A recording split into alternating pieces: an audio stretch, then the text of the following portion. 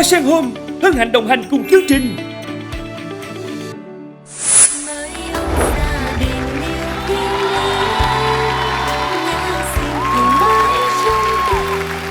Quyền Linh Hồng Việt chào đón quý vị và các bạn đến với chương trình Mái ấm gia đình Việt. Chương trình do Đài Truyền hình Thành phố Hồ Chí Minh phối hợp cùng với công ty Golden Mall thực hiện. Chương trình với sự đồng hành của hệ thống siêu thị vật liệu xây dựng và nội thất Hoa Sen Home. Mái ấm gia đình Việt được phát sóng vào lúc 20 giờ 20 thứ sáu hàng tuần trên kênh HTV7 Đài Truyền hình Thành phố Hồ Chí Minh. Thưa quý vị, ngày hôm nay chúng tôi sẽ cùng đồng hành chia sẻ với hoàn cảnh của 3 gia đình rất là khó khăn quý vị. Chính vì thế chúng tôi sẽ cố gắng nỗ lực làm sao để giúp 3 gia đình vượt qua những thử thách của chương trình, chia sẻ những khó khăn đó.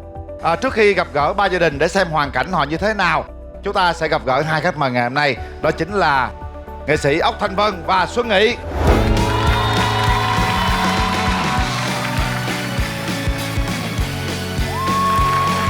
Rồi, chào em. Rồi, xin chào. Cảm ơn các bạn đã dành thời gian để đến với các em nhỏ có hoàn cảnh đặc biệt khó khăn trong ngày hôm nay. Ốc Thanh Vân đang tâm thế như thế nào với chương trình?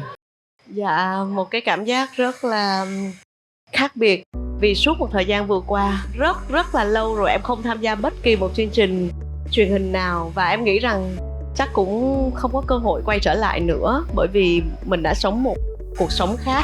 Đúng ra giờ này, khi mà đang ghi hình ở đây thì là ngày bình thường thì sẽ là ca dạy thứ 2 của em trong ngày. Hiện em đang là một giáo viên yoga. Và một ngày thì rất là nhiều ca như vậy, rồi thêm việc đưa đón các con và công việc ở cửa hàng, thì em gần như không nghĩ đến cái việc là mình sẽ quay trở lại với việc đi quay hình nữa. Nhưng mà vì hôm nay biết rằng là mình đến đây không phải chỉ là để chơi, mà mình có thể góp một phần gì đó để giúp cho các gia đình nhỏ, giúp cho các em có thêm động lực, có thêm niềm tin để mà các em sẽ luôn luôn mạnh mẽ hơn trước những cái khó khăn. Mặc dù cái khó khăn nó vẫn còn đó, nhưng có thể tinh thần sẽ tốt hơn, nên em đến đây vì điều đó. Cảm ơn em đã đến vì điều đó. Còn Xuân Nghị? Em đến đây vì anh đến đấy. Vậy hả? Còn em đến đây là vì có chị Ốc nữa. Thực ra thì nghe thông tin của chương trình và cũng được xem những cái tập phía trước á, thì cũng biết đây là một chương trình rất là ý nghĩa. Thì bản thân Nghị cũng muốn góp một cái sức của mình để giúp cho những cái hoàn cảnh khó khăn hơn mình được tốt lên. Dạ. Những lúc khó khăn nhất thì Nghị làm gì để vượt qua? Em tập làm quen và tập chấp nhận với cái cuộc sống như vậy. Đầu tiên phải là như vậy đã, rồi sau đó thì mình mới tìm cái giải pháp để mình vượt qua khó khăn. Tập làm quen với nó để vượt qua nó. Đúng rồi. Còn với Ốc Thanh Vân, những khó khăn nhất thì em làm gì? Có lẽ là cái bản lĩnh bên trong em nó được phát huy vào những cái thời điểm mà em thấy mình khó khăn nhất. Em nghĩ rằng là một phần vì công việc nghệ thuật mình đã chịu rất là nhiều những cái sự vất vả nhiều năm, và mình nhìn thấy được những cái thành quả khi mà mình cố gắng hết mình đã đạt được. Mình thấy mình quá là may mắn rồi. Cho nên là chúng ta tìm thấy niềm vui á, từ những cái điều rất là nhỏ bé, để cho mỗi ngày của mình đều nhẹ nhàng, thì đó sẽ là cái điều mà chúng ta gieo để một ngày nào đó chúng ta gặt được sẽ là cái sự hoan hỷ, an lạc. Giống như ngày hôm nay em đến đây với một cái tâm thế là mình muốn giúp người khác, mình đem cái năng lượng tích cực của mình chia sẻ với người khác, nên là mình cảm thấy rất là vui. Mình không cảm thấy là mình vả hay gì cả. Cảm ơn hai bạn rất nhiều. Đó là những gì mà ngày hôm nay các anh em nghệ sĩ chúng tôi luôn luôn truyền cảm hứng đến tất cả các bạn nhỏ. Còn bây giờ chúng ta sẽ đến với những hoàn cảnh để xem các con như thế nào, hoàn cảnh gia đình các con ra sao. Mời quý vị đến với hoàn cảnh gia đình đầu tiên.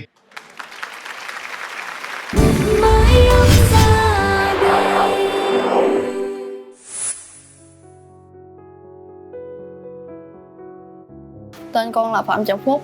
Con 14 tuổi, con đang học trường trung học cơ sở Phú Văn B. Con sống chung với nội và em gái. Em gái con 10 tuổi. Em con do chậm phát triển, hiện tại học lớp 1 thôi. Tôi là bà nội của bé Trọng Phúc và bé Như Ý. Hiện tại thì tôi không có đi làm, tôi ở nhà chăm cho bé vậy đó. Bé bị tật nguyền vậy đó, thành ra nó không có gì tự tiện nó được cái gì chứ không phải ở nhà chăm nó. Lúc trước thì bé đẩy xe đi không, lúc này cũng nhờ đi mà phẫu thuật cái đi làm này kia, đi bó thuốc, làm đủ thứ. Giờ mới bỏ xe đi được, mà đi cà nhũi nhnữa cho đi không có vững vàng như nít người ta. Chân bé bị vậy đi không được, cho nên hồi đó lo thuốc tốn tiền lắm. Bây giờ từ thế tới giờ hết tiền tôi lo hết nổi, thành ra tôi làm mà thuốc ở nhà tôi làm cho nó. Mẹ của bé Ý sau khi sanh bé Ý được 24 tháng mẹ bé Ý mất. Ba của bé Ý chồng Phúc giờ đây đi làm trên thành phố mà ta bước thêm bước nữa, giờ thành ra 2 đứa cháu nữa cho tôi nuôi quản dưỡng nó. Giờ ba nó cho cất được cái nhà đó, giờ tính tới đậu Cần Thơ gì giống Cần Thơ thì nó không chịu, nó nói giờ con ở đâu thì mẹ con ở đó, cho nó không cho đậu Cần Thơ đi. Mình thấy bé Phúc nó cái mền của mẹ nó mua lâu rồi dách rồi, mà mình thay cái mền khác nó không chịu, nó kêu mình nợ giá lại cho con để con đắp mình của mẹ không mua. Con cảm thấy cuộc sống hiện tại buồn chán. Nếu có mẹ thì con sẽ cảm thấy vui vẻ và ít quan tâm đến con. Mỗi lần con nhớ ba con gọi cho ba, nhưng mà ba không làm, ba bóp máy. Lúc con nhìn thấy bạn bè có ba mẹ bên cạnh thì con thấy tủi thân. Lúc đó con chỉ biết khóc thôi. Khi một ngày tôi nghĩ là tôi mất, giờ tôi không biết cháu tôi sống với ai, giờ tôi không biết luôn. An ủi nó thôi, bây giờ lớn rồi con, bây giờ con không có mẹ, ba con cũng có cũng như không, giờ 2 đứa con phải dám học cho biết chữ. Sao thì con nhờ thân con, ba nợ chết nó đỡ đổ lỏ con được hoài. Nợ muốn cho 2 cháu cũng cố gắng lên học cho thành tài, sao nhờ thân con. Ước mơ của con là làm công an để bảo vệ cho mọi người và chăm sóc cho nội con và em con.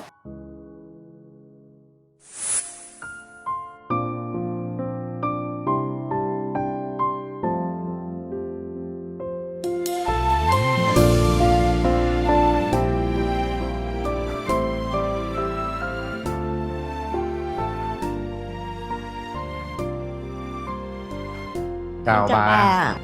Chào Chào hai con con. Như Ý. Sao con khóc dữ vậy Như Ý? Nói chú nghe nào. Con nhớ mẹ hả? Dạ.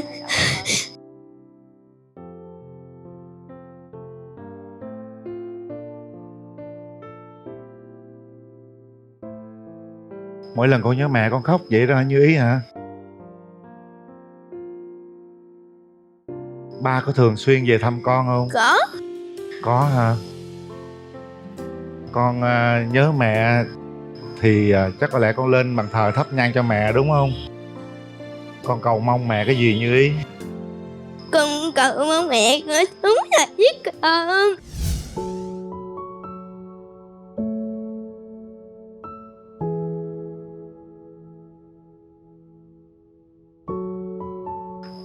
Chú Linh nghĩ rằng là mẹ vẫn bên con đó.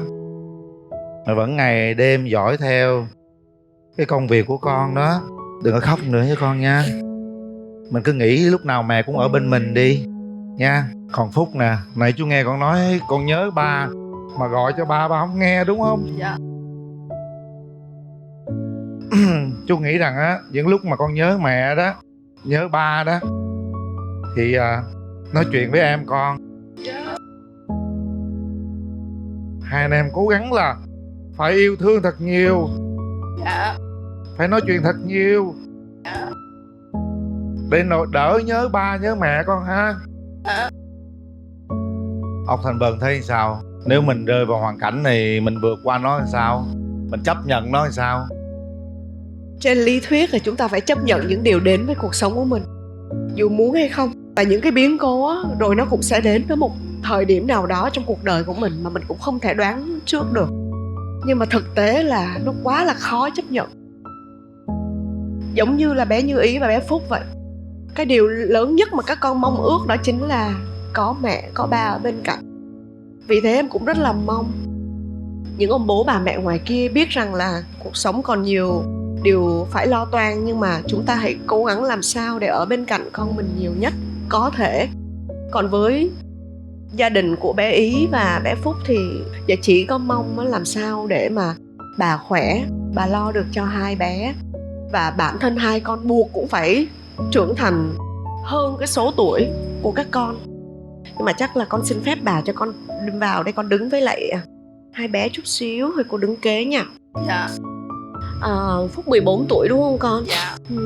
Còn Như Ý á, tại vì con nghe nói là bé bị chậm so với tuổi lên 10 phải không ạ? Nhưng mà sao con thấy bé thật là xinh đẹp, đáng yêu, mà rất là sáng láng và thông minh luôn, nên con không có biết là cái vấn đề của Ý là do thể chất thôi hay là như thế nào ạ? Mẹ nó sanh nó ra nó bị bẩm sinh như vậy đó, nó bị bại não, nó bị bẩm sinh từ bụng mẹ nó ra vậy. Học 4-5 năm lớp 1 rồi mà cái gì ở ngoài cũng biết mà học không biết gì chứ. Bạn bè nào cũng xa lánh, nói bé không có mẹ rồi bé không đi được thì cái bọn khóc hết sức khóc. Khó khăn biến cố thì trong cuộc đời ai cũng sẽ phải gặp. Nó không tới lúc này thì nó sẽ tới lúc khác. Nhưng mà cái điều đầu tiên á, chú muốn chia sẻ với hai tụi con á là đầu tiên là phải chấp nhận với cái hoàn cảnh của mình trước cái đã. Rồi từ cái khó khăn đó mình tìm những cái điểm tích cực nhất để mình bám theo và mình cố gắng cho tương lai sau này. Thật ra người lớn mình nói giống như Thanh Vân nói thì dễ lắm, nhưng với bé Như Ý ở đây á thì khó lắm. Ý à, con có mơ ước gì mai mốt con lớn là con làm gì không? Mốt con lớn là nó còn trở thành công an. Con làm công an hả? Dạ. Con đi học rồi bạn bè có chơi với con nhiều không?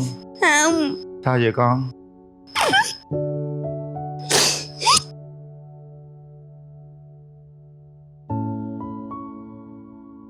Trời ơi, Thường nha, không khóc nữa nha. tại sao cuộc đời lại bất công như vậy với một bé gái như vậy?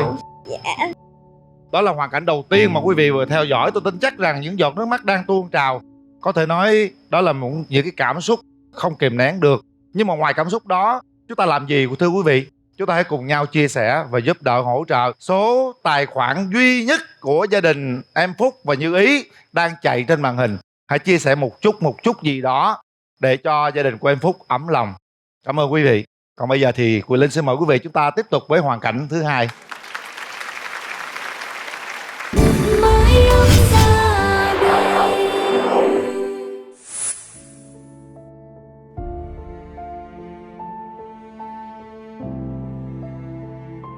Con tên là Nguyễn Nhật Trường, năm nay con 11 tuổi, con học lớp 5, trường để học thị trấn Cầu An A. Con đang sống với mẹ và em trai. Em trai con năm nay 5 tuổi, đang học mẫu giáo. Hiện tôi đang làm công ty giày da. Thu nhập của tôi là 2 triệu mấy 3 triệu một tháng. Nhà ba mẹ con tôi cũng hiện tại nhà giờ cũng mục cũng cũ hết trơn rồi. Mà không có tiền thì chịu. Ngày nào có tiền cái mình há làm. Giờ nó mục hết rồi. Chồng tôi mất cách đây 3 năm do bị bệnh tiểu đường. Cho từ nhỏ ba chiều chuộng con, với lại mua sữa mua bánh này cho con ăn. Con ba cuộc sống của con lúc với ba thì không vui, mà lúc có ba thì vui. Đi chớ ngoài ruộng, bởi vì lúc đó có ba đi theo, hãy về cùng con. Thì lâu lâu tôi cũng nhớ chồng nhiều lắm. Thằng nhỏ thì nó đâu biết gì, nó tới hỏi sao cha mất vậy, cái nó cũng có hỏi hoài nữa sao cha bị mất vậy, sao cha chết vậy. Rồi khi nó ra ngoài mã nó hỏi là sao cha không về, không tỉnh dậy đi. Khi ngủ nằm thấy tội nghiệp hai đứa con còn nhỏ không có cha, con mình nên mình biết dạy dỗ nó làm sao nữa. Về nhà thì đâu có gì đâu,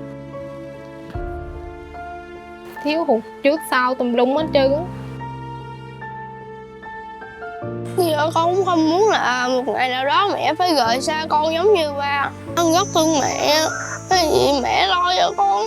Mẹ phải cực khổ nặng nhọc tìm từng đồng từng cắt cho con đi học. Nhà tôi có nợ một khoản tiền do lúc trước dai nuôi bò mấy năm, gần cả năm rồi nó không đẻ rồi bán rồi hụt hũng rồi lúc Tết tới giờ mới mần được tháng nay à, mới vô được tháng rồi nè. Người ta không có hàng làm á, rồi ai mướn gì mình làm nấy. Hiện tại con là có tiền để lo cho mẹ và em. Con quyết tâm học hành chăm chỉ.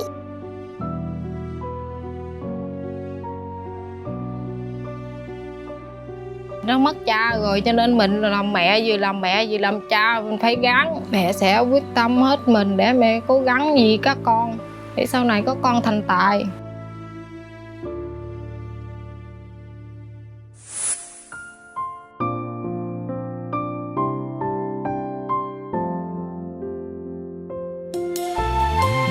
Chào chị, chào hai con.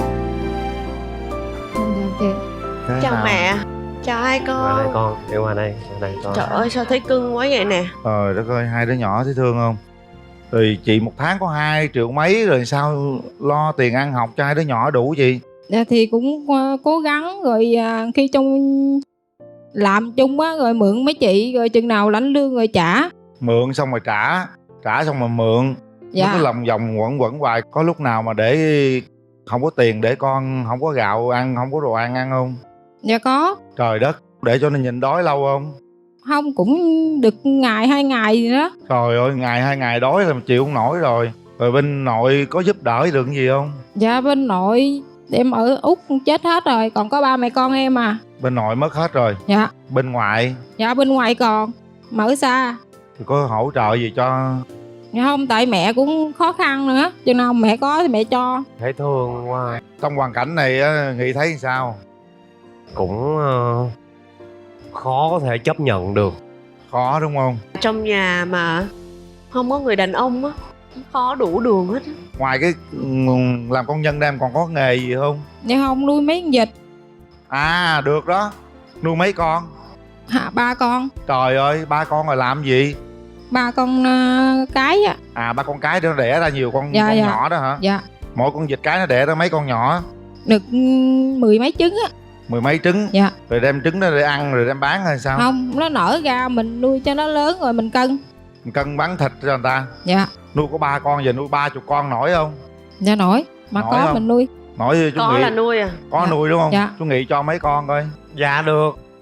Cho Mấy chục con cũng được. mấy chục con chứ cho mấy con làm Cho gì? mấy chục con nha. Dạ cho mấy chục Cô con. Dân cho mấy chục con không? Em cũng không có định lượng được là mấy chục con vịt thì nó sẽ như thế nào, nhưng mà em nghĩ là kiểu gì Chị em làm ấy- chuồng đi. Em mua vịt rồi chị làm vậy chuồng đi. đi. Thôi nó kệ có còn đỡ hơn không. Đúng không anh? rồi.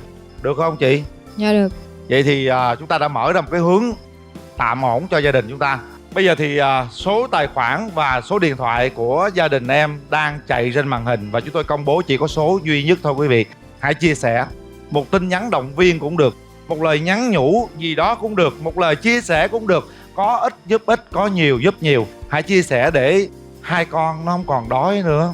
Đó là một trong những cái hoàn cảnh thứ hai mà Quyền Linh muốn giới thiệu quý vị và các bạn. Còn bây giờ chúng ta đến với hoàn cảnh cuối cùng trong ngày hôm nay. Xin mời. Mới ông ra đời.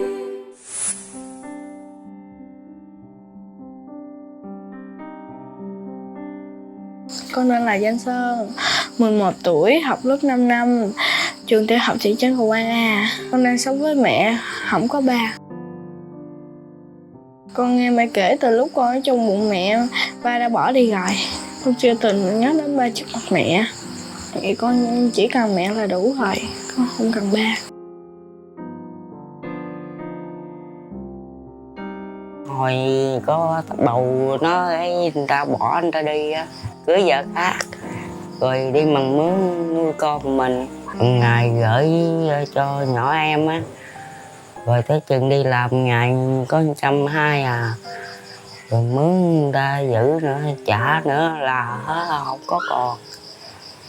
Tối cái dắt con đi xôi bỏ ở ngoài ruộng, rồi cái xe cỡ 1 giờ hai mẹ con về kêu con lên về. Đặng về nhà đặng lột nhái á, được 30, 20, 40 gì đó, cái mua gạo. Tôi có nhận 1 điều về nhà làm thì một ngày tối tối á cũng được 3 kg, thì 3 kg cũng được 15.000, cũng để tiền cho con đi học. Bữa nào mà mệt quá thì hai mẹ con kho muối quẹt là ăn, hai mẹ con ăn tạm qua ngày gì đó. Hoàn cảnh gia đình của bé Sơn là rất là khó khăn. Chỉ có một mẹ và một con. Mẹ thì trí nhớ cũng không có đầy đủ, bị bệnh ung thư vú là hết một bên.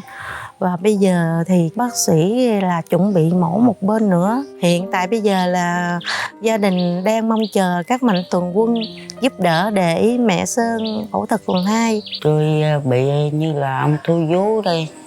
Rồi có người chị ở Tân Hòa, chị thấy như vậy chị giúp đỡ cho tôi đi mổ hết bên 30 triệu. Nhưng mà bây giờ còn bên nữa mà người ta không có tiền á, người ta bây giờ thì chịu thôi chứ có tiền đâu mà đi nữa. Dạ thường ngày con hoặc là con đi học về con hỏi mẹ ăn cơm chưa, cái con lấy thuốc cho mẹ uống. Con sợ mẹ bị mệt. Công việc nhà là của con hết luôn. Bữa cơm hàng ngày của hai mẹ con rau hoặc muống quẹt hoặc ốc. Ước muốn của con là tổ chức sinh nhật và được tặng quà như ba bạn khác. Nhưng mà cái điều này con chưa từng nói với mẹ, tại vì mẹ không có tiền tổ chức cho con. Đất này thì bên mẹ già chồng của nhỏ em gái cho tôi ở nhờ, dựng ở đỡ. Chừng nào mà có chỗ ở thì trả lại cho người ta.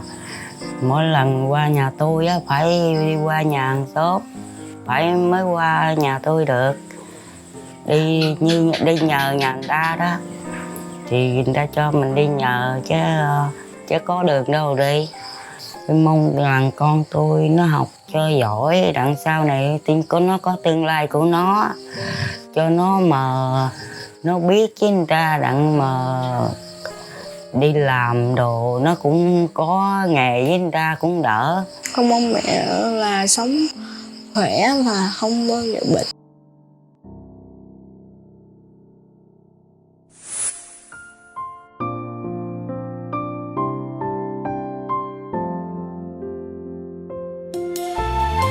Chào chị, chào con.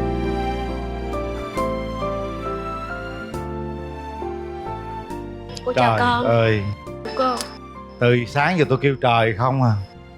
Tôi nhìn gia đình này tôi thấy khó quá. Nhìn gia đình lại càng khó hơn.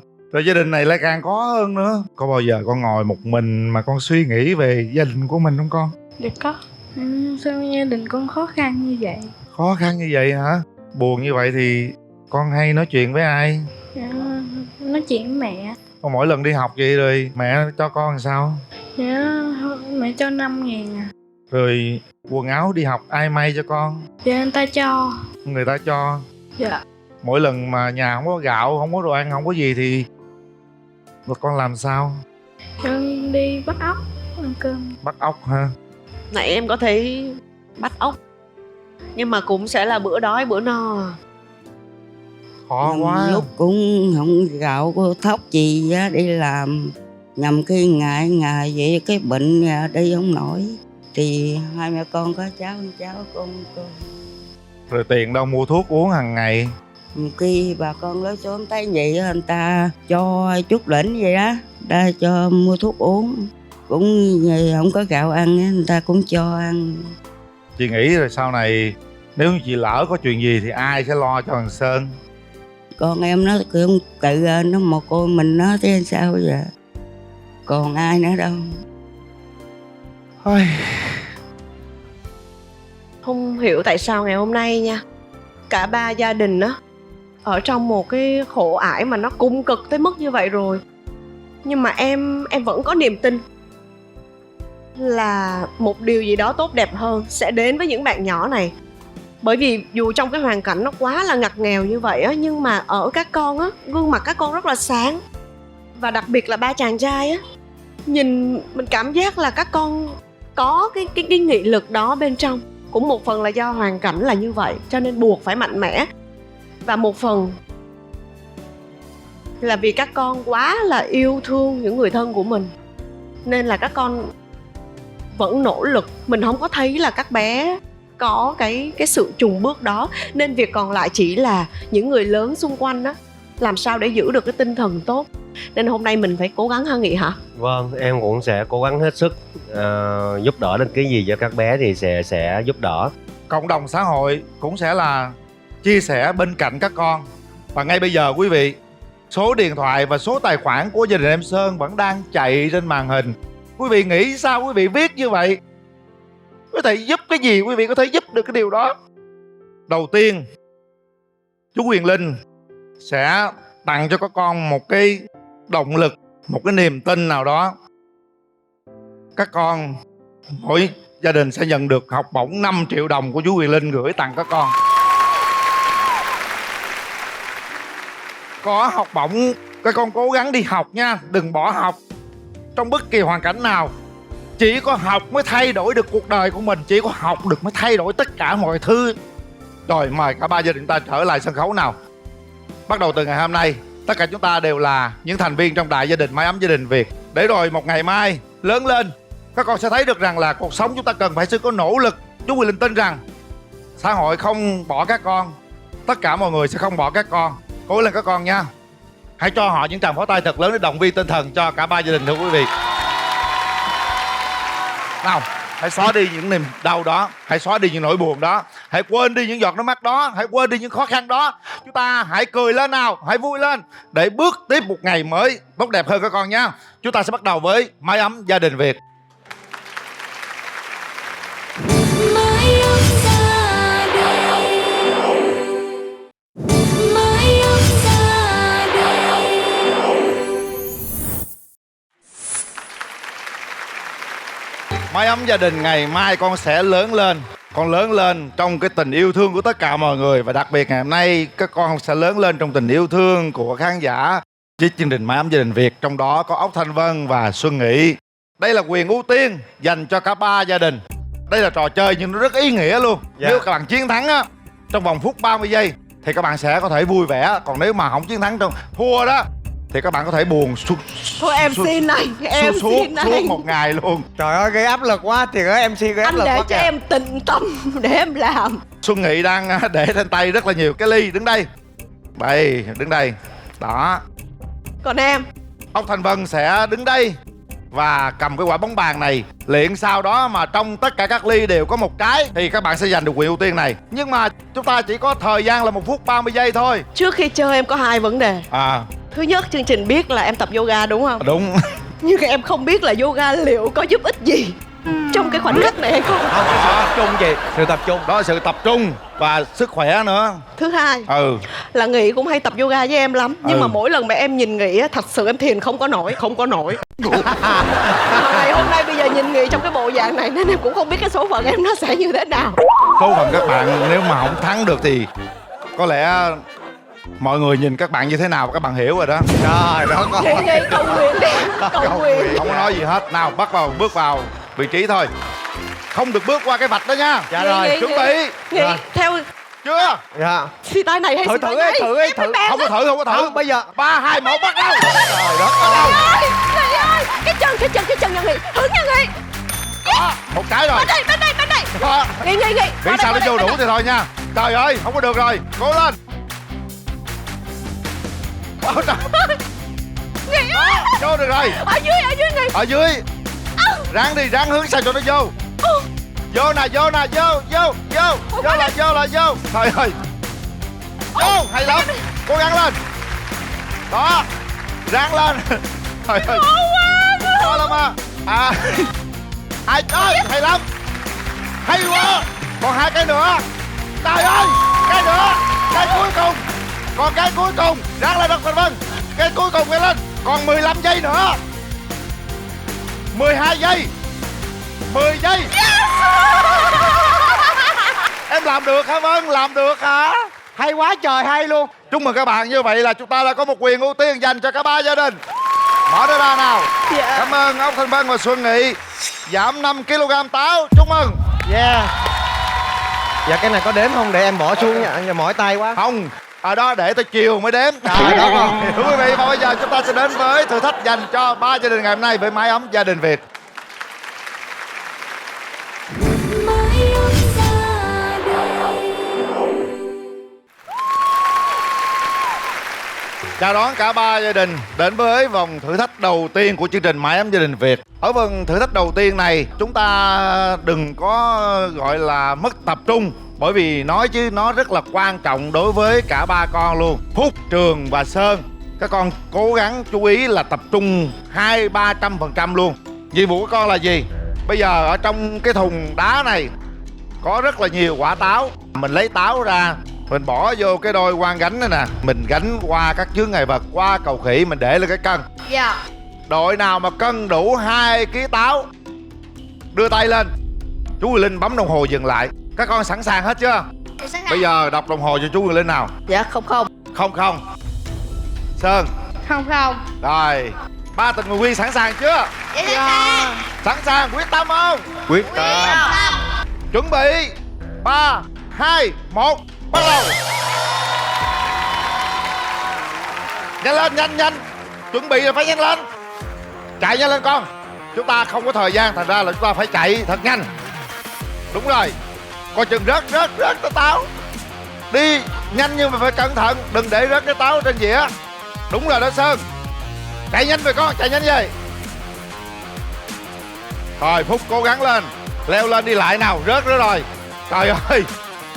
Xong chọn nhỏ nhỏ đi, bự quá vậy. Để lên con. Sao vậy Phúc? Rung hả con? Trời đất ơi, giai đoạn này mà rung cái gì? Nhanh lên. Cố gắng bước lên trên. Đi qua.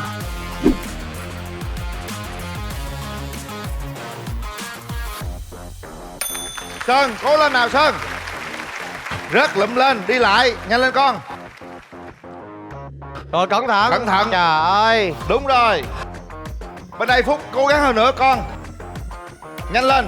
Tranh thủ thời gian. Cổ động viên của Phúc Trường Sơn đâu? Ba đội đang rất là nỗ lực để chinh phục được 2 kg táo. Trường 1,5 kg rồi. Phúc có 1 kg rồi nha. Sơn 1 kg. Nhanh lên, nhanh. Lẹ lên. Đứa nào làm đứa nào lấy. Chạy đi con. Cậy anh đó. Gánh nhiều vô. Gánh lần 5-6 trái luôn. Chơi luôn. Nhanh lên. Xong chưa? 2 kg đủ rồi. 2 kg. Chạy mau lên. Chạy qua. Xong chưa? Nhanh. Cố gắng lên những giây phút cuối cùng. Chạy nữa, chạy vòng nữa, mau lên. Thêm vòng nữa, lẹ đi. 10 giây nữa. Còn có một trái hả? Để vô. Trời, kêu lấy trái, lấy đúng trái luôn. Nhanh lên, nhanh con. 2 giây nữa, nhanh. 1, 2, 3, 4, 5, bỏ vô. Rồi xong. Con thấy sao? Mệt. Hồi đó giờ có bao giờ làm trong áp lực vậy chưa con? Chưa. Chưa đúng không? Lý do tại sao mình chậm hơn đội của trường vậy? Tại ai? Tại cái ông này cũng xà quần cái cây. Trong lúc quan trọng nhất là xà nèo của con cánh này nè. Do ai đây? Do ai mà chậm vậy? Dạ con. Do con, tại sao? Do con đi chậm. Do con đi chậm hả? Tại sao con đi nhanh lên? Đi nhanh té. Đi nhanh té hả? Thấy chưa? Mình đừng có đừng có vì gì cả. Trong lúc quan trọng là chúng ta phải tập trung hết sức mình. Nãy chú Quỳ Linh đã dặn rồi. Đây là thử thách rất là quan trọng cho các con. Bây giờ chú Quỳ Linh sẽ công bố kết quả. Đội của em Sơn có 5 phút 11 giây. Đội thứ hai đó là đội em Phúc là 5 phút 16 giây. Đội xuất sắc nhất ở lượt thi đầu tiên đó là đội của em Trường 4 phút 10 giây. Wow. 1 phút nó rất là quan trọng. Chính vì thế nên các con rút kinh nghiệm. Hồi nãy giờ mình làm sai cái gì đó, mình sẽ tập trung ở thử thách thứ hai. Và bây giờ chúng ta sẽ đến với thử thách dành cho 2 nghệ sĩ khách mời ngày hôm nay. Mới ông ra đời, mới ông ra đời.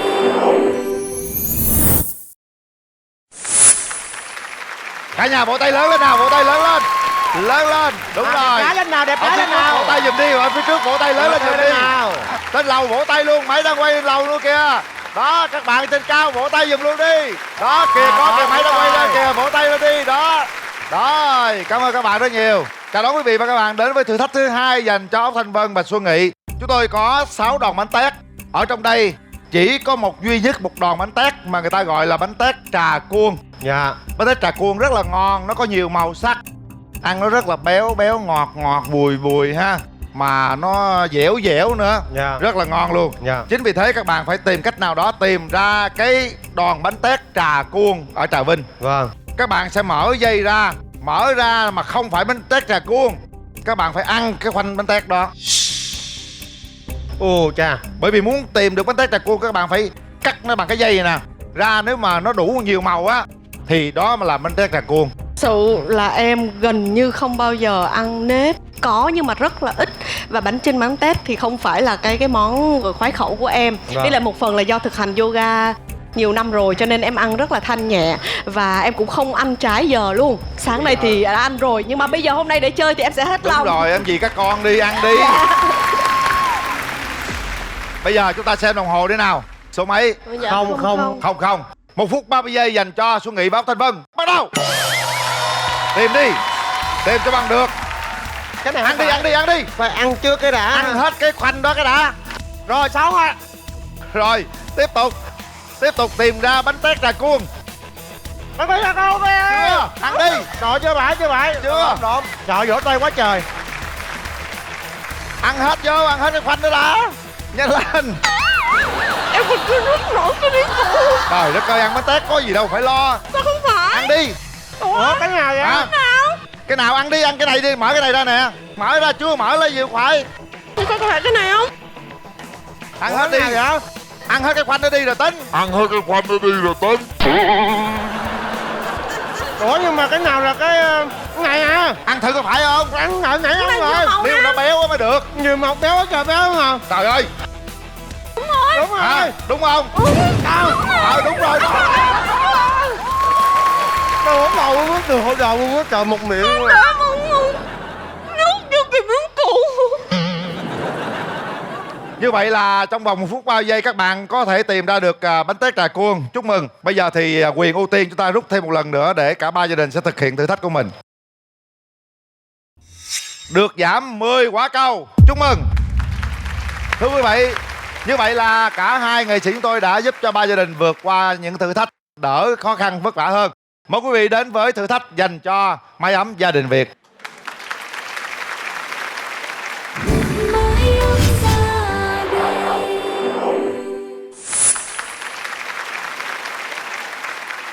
Cả ba con cùng với Xuân Nghị cùng với Ốc Thanh Vân đang bước vào vòng thử thách cực kỳ quan trọng. Sau lần thử thách này, chúng ta sẽ biết được gia đình nào có số thời gian thấp nhất. Gia đình đó sẽ được bước vào vòng rút logo của chương trình. Gia đình nào có thời gian thấp nhì, gia đình đó sẽ nhận được giá trị giải thưởng là 20 triệu đồng. Gia đình nào có thời gian cao nhất sẽ nhận được giá trị giải thưởng là 15 triệu đồng. Chính vì thế nên chúng ta tập trung hết sức mình vào thử thách này. Con muốn thi trước hay thi sau? Dạ thì sao? Thi sau. Con muốn thi trước hay thi sau? Dạ thì sao? Thi sau. Con muốn thi trước thi sau? Sao? Ba đứa thi sau hết rồi, ai thi trước? Chắc anh. Chắc tôi thi trước hả?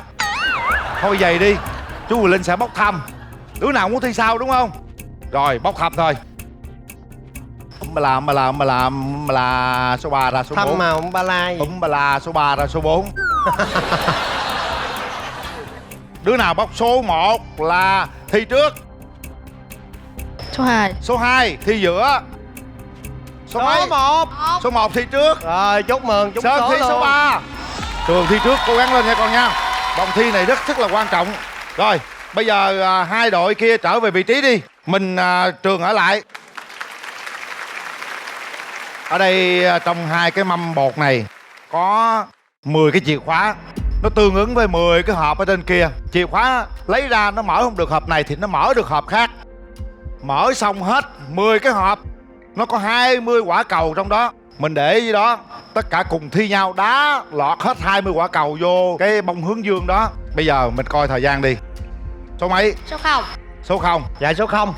Chuẩn bị. Bây giờ ai thổi? Ai có chia không Mạnh anh? này đây thổi. Mình thò tay vô mình bóc được Không được. Không được à? Không được. Mình phải thổi à? Mình phải thổi cho nó lòi cái chìa khóa ra. Cho lòi cái chìa khóa luôn. Rồi 3, 2, 1, bắt đầu. Đúng rồi, tìm chìa khóa đi. Thổi phụ đi con. Trường, thổi phụ cô đi. Không có được lấy tay. Thổi sao ra cái chìa khóa thôi. Mạnh lên, mạnh lên. Chưa có thấy cái chìa khóa nào, thổi mạnh lên nó sẽ ra cái chìa khóa. Cố lên.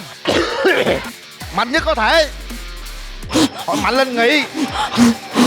Lúc này yoga thiền nó có giá trị nè. Ốc Thanh Vân, thiền nó nhiều hơi lắm, yoga nhiều hơi lắm. Trời nó gión cục quá trời luôn nè. Trời nó gión cục quá trời luôn nè. Mở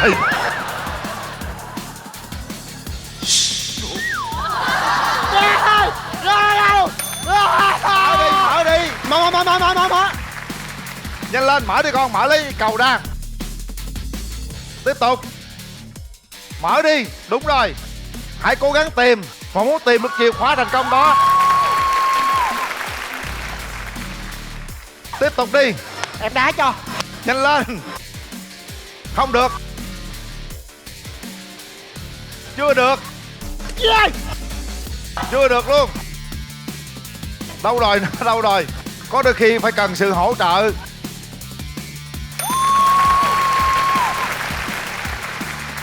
Chạy đi. Cố gắng lên nào. Trời đất ơi, cái gì vậy chị nè? Bởi vì chìa Khó khóa luôn. thành công. Thấy không? Khó Chìa quá khóa trời. thành công nó khó lắm. Mở đi. Trời ơi, thấy không nè? Hay quá trời luôn.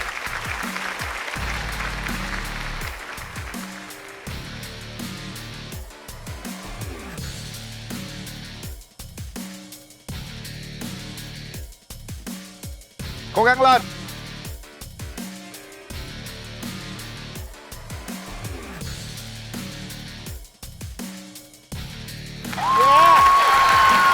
Rồi bây giờ không đá nữa, mình thảy luôn. Hay lắm. Gió ôm bóng là mấy em quăng cho chung. 8 rồi. 9 10 11 Trời đất ơi, tệ quá vậy. 15 15 rồi. 16. Hay quá Thanh Vân. Còn 4 17. Còn 3 quả nữa. Cố lên. 18 19 20. Hay quá. Đồng hồ đi dừng lại. Bây giờ là thời gian rất nhiều thưa quý vị. Chính vì thế nên ai cũng dành chơi sau cả. Bởi vì tham gia sau nó sẽ có nhiều kinh nghiệm hơn. Bây giờ chúng ta sẽ tiếp tục đến với thử thách dành cho gia đình thứ hai. Như vậy là thử thách đầu tiên đã được Trường cùng với Ốc Thanh Vân với Xuân Nghị vượt qua nó. Bột nó văng vô miệng mà nuốt không được luôn, nó nghẹn trong họng. Vậy đó hả? Dạ. Trời mặt đẹp quá. Nãy giờ em không có nhìn thấy cái mặt em. Em thấy là việc make up đi quay chương trình này là một điều thừa thãi. Vô cùng thừa thãi. Vậy thì hôm nay em rất đẹp trong mắt mọi người. Cứ để vậy đi em. Chuẩn bị 3 2 1 bắt đầu. Cố gắng lên. Tập trung tìm chìa khóa. Quan trọng là tìm được chìa khóa, mở được thành công. Chiếc chìa khóa vạn năng nó nằm ở trong đó. Nhanh lên. Nó kìa. Rồi ra mở con. Chạy mở đi, mau lên. Mở được cái nào hay cái đó. Để đi đến sự thành công không dễ chút xíu nào cả. Nó cần sự nỗ lực, sự cố gắng của rất nhiều người. Chạy đi, mau lên. Phải tìm ra được nó. Nó nằm ở đâu đó. Không có sự thành công nào không trả giá cho nó. Không có sự cố gắng nào mà không giành được sự thành công. Hãy tiếp tục bước qua nó. Mở tiếp tục đi.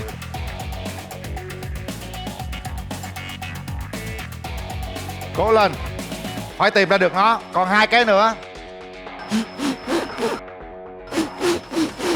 Đúng luôn nè. Còn 1 cái nữa.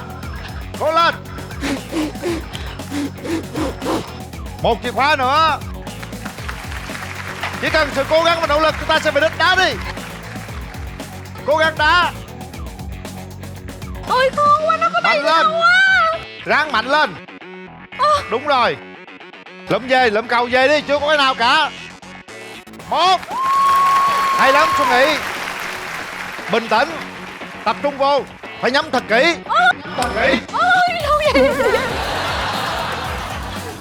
Vô. Không được rồi. Không được. Phải đá xa chút xíu. Nhanh lên. Ê, trời ơi. Rồi, chọi đi. 5 6. Cố lên, cố lên, cố lên.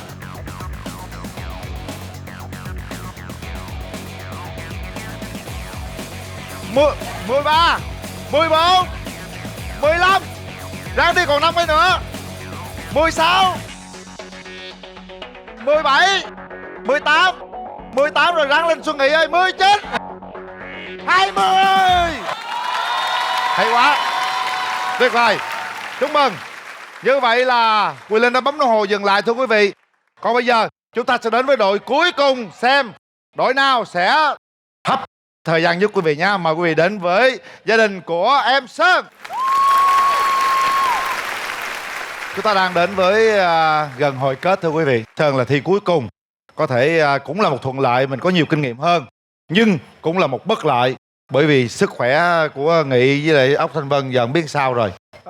Chắc chắn là nó sẽ không được như lúc đầu. Nhưng mà cái tinh thần muốn giúp đỡ thì lúc nào nó cũng mạnh mẽ như lúc đầu cả.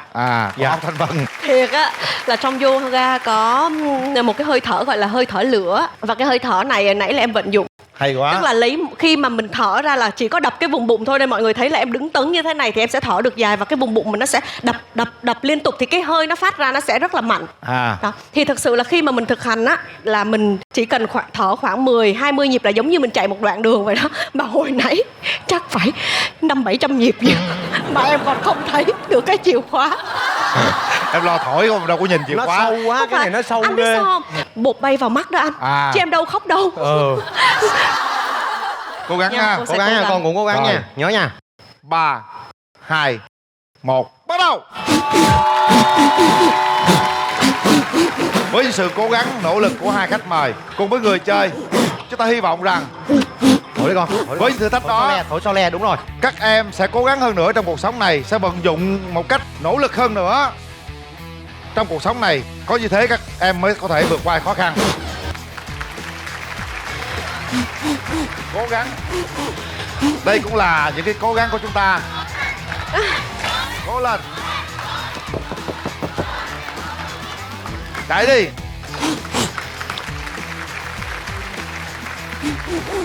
Kỹ thuật yoga đã được áp dụng trong chương trình Mái Ấm Gia Đình Việt.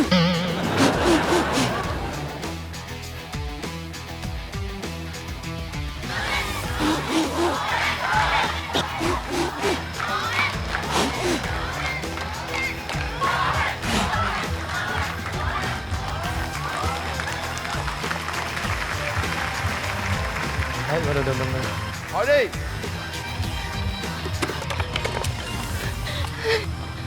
Hỏi đi, nào. Còn cái cuối cùng. Rồi, hỏi đi. lộn rồi, xong rồi.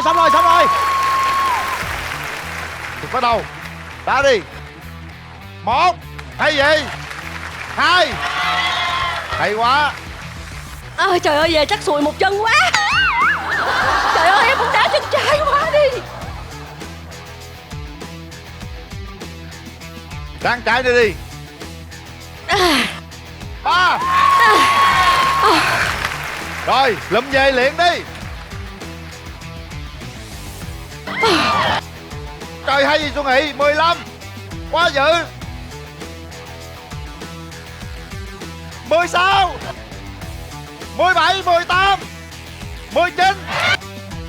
Rang lên, trái cuối cùng. Trái cuối cùng đi. 19 rồi. 20. Wow. Chúc mừng. Những nỗ lực, những cố gắng. Và bây giờ chúng ta sẽ công bố kết quả xem đội nào có thời gian thấp nhất và đội nào có thời gian cao nhất. Mời quý vị.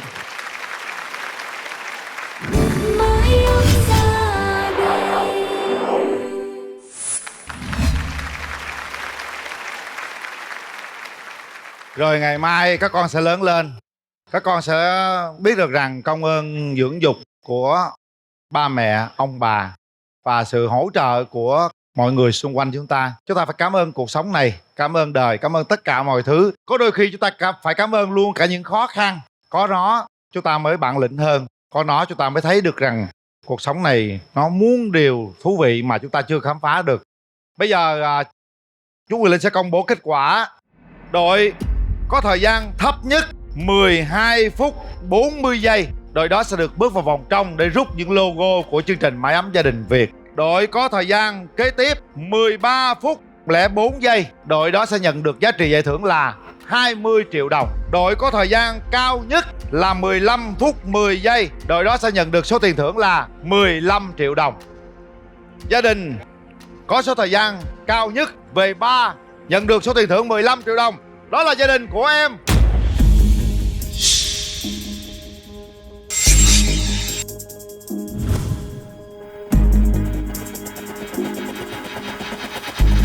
Trường.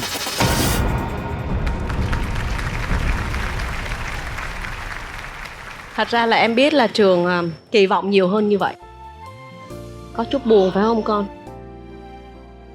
Cô xin lỗi là không thể nhanh hơn. Đừng khóc con. Hôm nay con thật sự là cố gắng. Chú thấy ở vòng thử thách đầu tiên con cố gắng lắm, con mạnh mẽ lắm. Nhưng có lẽ ở thử thách thứ hai, mình là người tham gia đầu tiên nên nó không có nhiều kinh nghiệm trường hả?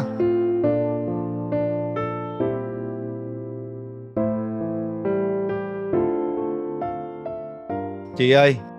Dạ. Với số tiền 15 triệu đồng này mình sẽ làm gì? Dạ lo cho có con đi học trước. Rồi nãy chú Quyền Linh tặng thêm cho trường 5 triệu nữa là mình có 20 triệu đúng không? Dạ. Thôi chú Quyền Linh tặng thêm nhỏ 5 triệu nữa đi. Dạ dám cưng Quyền Linh. Rất nhiều. 25 triệu thì đối với nhiều người bây giờ nó không phải là lớn lắm, nhưng mà chú nghĩ rằng với con nó lớn đó. Phải làm sao có thể trang trải số tiền đó. Đầu tiên là phải giữ cho các con ăn học chị ha. Dạ. Đừng để cho nó nghỉ học nha. Dạ dạ. Dạ em cảm ơn chương trình rất nhiều. Đó là gia đình về ba. Gia đình nhận được số tiền 20 triệu đồng. Gia đình về Nhi, đó là gia đình của em Sơn hay là gia đình em Phúc? Cho dù một lần thất bại, nhiều lần thất bại, chúng ta vẫn phải cố gắng đi tìm cái sự may mắn đó ngoài cái sự nỗ lực của chúng ta. Gia đình về Nhi nhận được 20 triệu đồng. Đó là gia đình của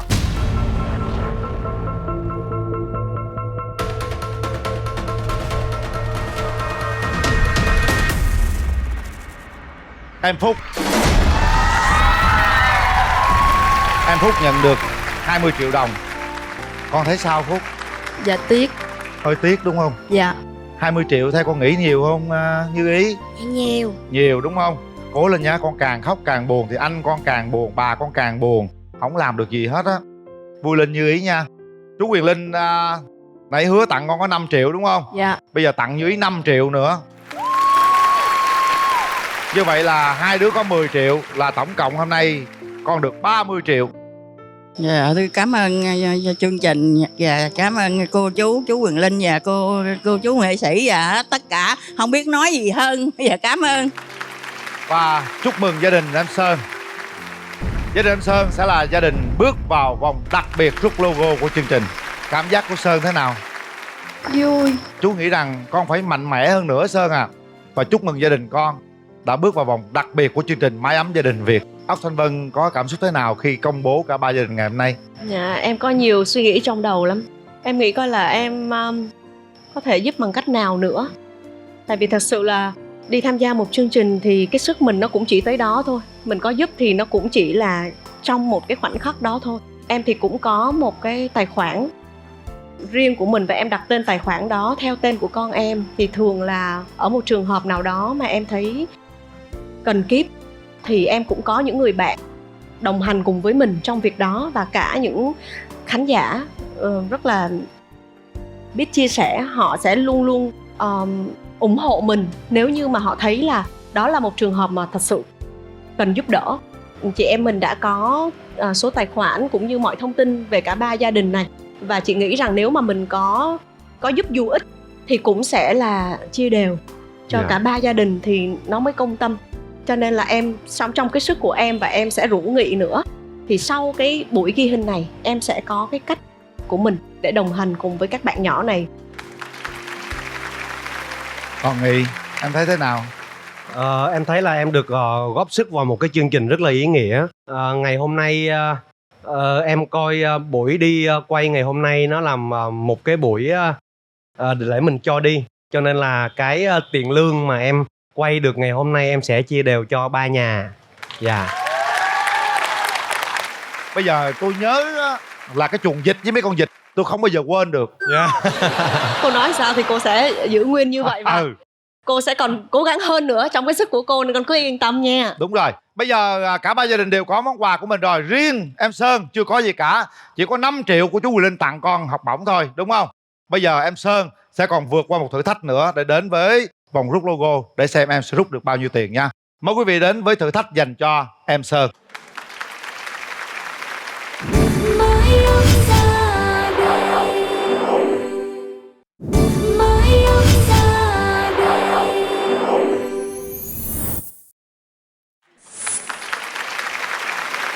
Như vậy là chúng ta đã vượt qua tất cả đối thủ rồi. Sơn ha, phải tự tin hơn nữa trong cuộc sống. Chú biết rằng gia đình con khổ quá, thành ra đôi khi nó hằn lên gương mặt của mình rồi. Mạnh mẽ lên nữa ha. Dạ. Bây giờ chúng ta sẽ tham gia thử thách này để xem chúng ta được bao nhiêu logo. Nếu chúng ta thực hiện thử thách này trong vòng 1 phút 30 giây, chúng ta sẽ rút được 8 logo luôn. Nếu chúng ta thực hiện trong vòng 2 phút, chúng ta sẽ được 6 logo. Nếu mình thực hiện trong vòng 3 phút, mình được 4 logo. Nếu thực hiện trong vòng 4 phút, mình được 2 logo. Nếu mà thực hiện trong vòng 10 phút, mình chỉ có 1 logo thôi. Còn nếu như mình thực hiện quá 10 phút là mình không có logo nào hết. Bây giờ thì nhiệm vụ của các bạn giúp cho Sơn như sau. Đây là tất cả các loại trái cây. Mình hái một loại trái cây nào đó, thí dụ như hái trái táo đi. Mình lấy cái vợt mình hái trái táo, có vợt kia kìa. Hái trái táo xong, mình leo lên đây. Mình đứng trên đây. Mình thảy vô cái lon đó. Nó khó gì đó. Trái táo thảy vô đúng cái ly trái táo, mà trái nho chùm nho thảy vô cái ly đúng chùm nho. Vậy thôi. Trời, khó nha. Cái trái này nó nhẹ tinh à. Rồi, bây giờ tất cả sẵn sàng. 3, 2, 1, bắt đầu. Hãy đi. Trái này là trái chanh đúng không ta? Bao nhiêu tiền là do các bạn đó. Không được lên chung hả anh? Đúng rồi. Không được nha, khó nha. Ôi chà. Ơi dạ. Cho nhịn luôn, cho gì đó thoải mái. Hãy đi, hết thời gian rồi. Nghĩ nhanh đi Nghị. Trời ơi. Bao nhiêu logo là do các bạn. Yoga đâu? Yoga đây nè. Được chưa? Khó quá. Kiên lên chút nào. Ráng coi con. Trời ơi. Ráng vô. Ôi ơi. Ngon lành. Không biết chung. Lộn trái rồi, lộn. Cái nó chơi luôn. Chơi luôn. Rồi tính sao? Có tôi kèm cũng đỡ quá ha. Trời ơi. Ráng đi. Vô. Lộn rồi. Trời, nó còn phải còn chính xác trái nữa hả? Vô ly nào cũng được hết á. Miễn sao vô ly được rồi. Ráng lên. Trời ơi. Nó to, cái này cái trái nó to quá, cái kia nó nhỏ xíu à. Trời ơi. Đất ơi. Nó nhẹ tinh à. Khó vậy mà. Trời đất ơi. Trời ơi, giới tới gì cũng được luôn hả? Chơi luôn. Giới tới quá trời luôn. Ôi, hết hồn. Trời ơi. Sao? Đứng lên đàng hoàng, đứng 2 chân lên. Ôi. Hay quá. Được không? Trời ơi. Tôi về lên tới đây mà còn không được nữa. Trời ơi. Cố gắng 6 trái nữa. Trời ơi. Nghĩ làm miệt mài mà không được trái nào chứ vậy. Cố lên Vân. Cố lên nào. Ráng đi. Đúng rồi. Rồi, xíu để qua rồi, vô. Trời, nó chơi gian dữ vậy. Trời ơi. Vậy mà còn vô nữa. Rồi, tới chú. Trời ơi. Phải lớn lên thì tay nó mới dài được.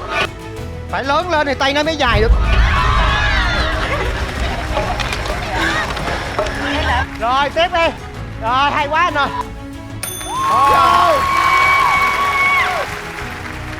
Tôi chưa thấy cái đội nào nó ăn gian ghê luôn. Từ lúc mà cái ở vị trí này mình lên tới trên đó rồi dời qua dời lại nó cũng không xong nữa. Trời ơi khó nha. Đi đâu vậy? Không thích cảm giác nhục nhã này. Ăn gian quá trời đất luôn nè. Rồi bây giờ mình công bố kết quả thôi nào. Đồng hồ 4 phút 47 giây. Yeah. Có nghĩa là gia đình anh Sơn nhận được 2 logo của chương trình Mái ấm gia đình Việt. Mới ông ra đời, mới ông ra đời.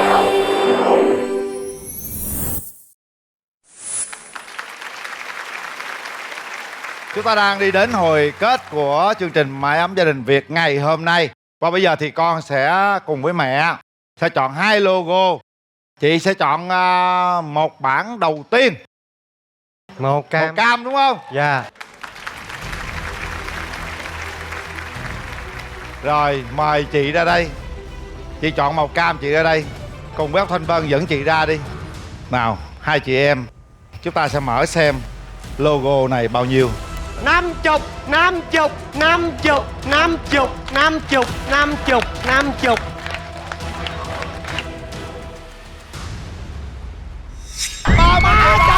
Ống nhựa hoa sen 30 triệu đồng. 30. Được như vậy hai mẹ con mừng rồi, đủ món tiền mua đất. Đủ rồi. Mà Cả cuộc đời phải ở trên đất nhờ, rồi bây giờ mình đi đường nhờ người ta nữa. Bây giờ rút cái logo 30 triệu là có tiền mua đất rồi đúng không Sơn? Ngon, ngon. Con thấy ngon. sao? Vui. Vui. Bây giờ con chọn một bảng logo nữa. Giờ con thích màu gì? Màu xanh. Màu xanh hả? Màu xanh có nổi không vậy MC? Để Có mấy để màu chú xanh giao lưu, đặng? chú giao lưu với ban tổ chức cái. Màu xanh có nổi không vậy? Có mấy màu xanh đặng? Màu xanh nào nổi hơn? Con chọn đi, xanh nào? Nói đi con. Xanh lá. Nói lớn lên. Xanh lá. Xanh. Lá. Hả? Lá. Xanh lá. Rút xanh lá. Thật ra là mỗi lần rút, mỗi lần hồi hộp, bởi không ai biết đây là gì hết trơn. Nào các bạn ơi, cổ vũ nào. 100, 100, 100, 100. Hệ thống vật liệu xây dựng nội thất Hoa Xanh Home. Có tiền rồi, có tiền gì? Từ từ con ơi, 5 rồi. Số 5 ở phía trước là số 1, số 2, số 3, số 4, số 5, số 6, số 7. Không biết số mấy. Hoa Xanh Home, hệ thống vật liệu xây dựng và nội thất.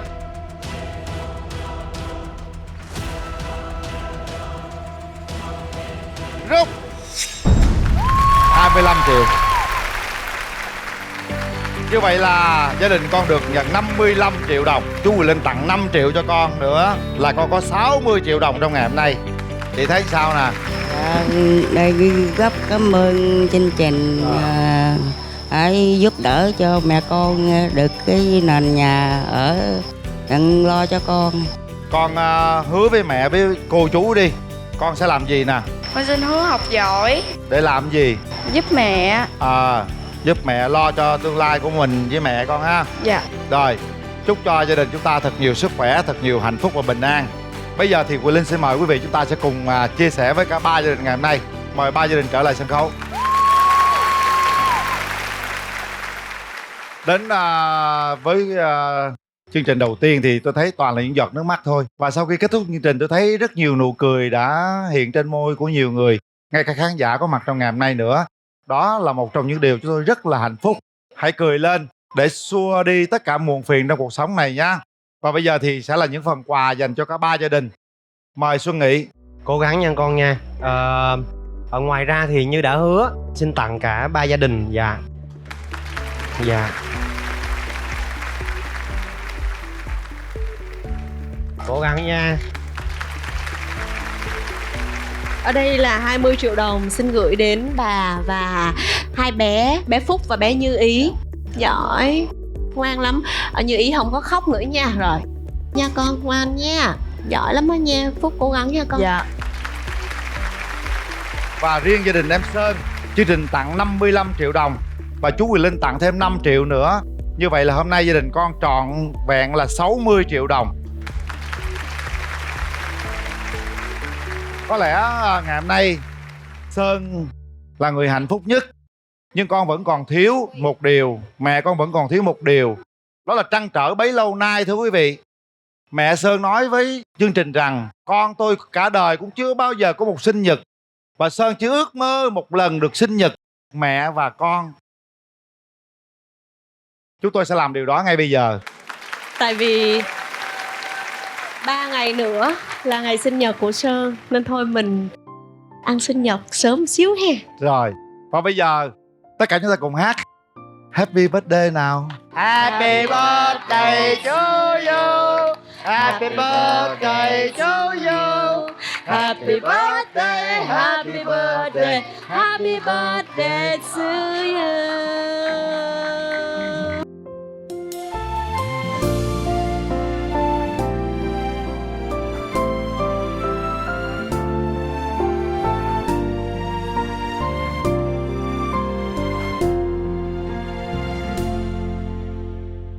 Có lẽ đây là cái sinh nhật tốt nhất trong cuộc đời của chị. Có lẽ không bao giờ có tiền bạc nào có thể mua được cái sinh nhật này cả. Tôi tin rằng sinh nhật này sẽ là sinh nhật đáng nhớ nhất của con và mẹ con. Và chúc chị, chắc chắn Linh tin rằng ông trời sẽ có mắt. Hãy nhìn chị, nhìn con của chị và cho chị một cuộc sống có sức khỏe là được rồi chị ha. Cảm ơn quý vị. Thật ra tôi rất là mạnh mẽ, nhưng mà tôi không thể kìm lòng trước những cái hoàn cảnh như vậy thưa quý vị. Thôi thì cố lên chị nha. Quan trọng là lo cho con của mình. Cảm ơn quý vị. Cảm ơn Ốc Thanh Vân. Cảm ơn Xuân Nghị rất nhiều. Các bạn đã đổ mồ hôi ở trên sân khấu này. Các bạn đã nỗ lực hết sức mình để giúp cho cả 3 gia đình ngày hôm nay. Và cảm ơn quý vị đã ủng hộ chúng tôi. Và nhớ ủng hộ cả 3 gia đình ngày hôm nay và những nhân vật trong chương trình Mái Ấm Gia Đình Việt. Cảm ơn hệ thống siêu thị vật liệu xây dựng và nội thất Hoa Sen Home với chương trình Mái Ấm Gia Đình Việt. Chương trình được phát sóng vào lúc 20 giờ 20 thứ 6 hàng tuần trên kênh HTV7 Đài Truyền hình Thành phố Hồ Chí Minh. Còn bây giờ thì Quỳ Linh và tất cả các anh em nghệ sĩ 3 gia đình xin chào tạm biệt, hẹn gặp lại.